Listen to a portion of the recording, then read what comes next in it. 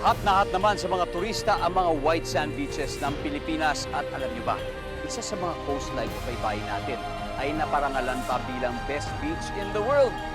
Saan to? Puntahan natin.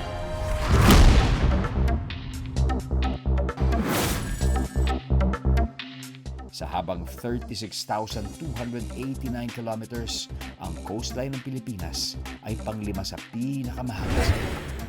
Naging malaking balita sa travel industry nang makuha ng White Beach sa Port Barton, San Vicente, Palawan ang top 4 spot sa listahan ng 50 best beaches in the world ng Big 7, isang global travel website. Saksi sa pag-unlad nito si Alvin Avila, isang vlogger at nangingisda na tubong San Vicente. 20 years na po akong residente ng San Vicente.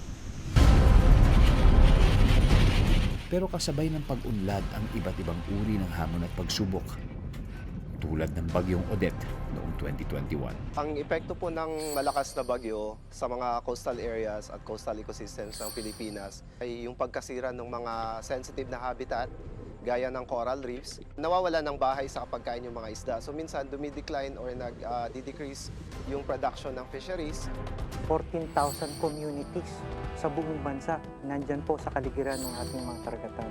Napakalaga po na mapalawig natin yung appreciation at kaalaman ng pagiging maritime and archipelagic nature ng ating bansa. Paano nga ba tayo makakasali sa pangangalaga ng ating mga baybayin?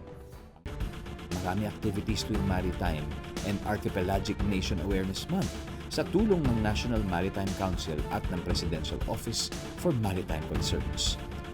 Dapat na-prevent talaga na mapunta sa dagat ang mga plastic. Sana ang focus ay paano mapadami ulit ang mga isda, paano mabuhay ulit yung mga habitat na nasira.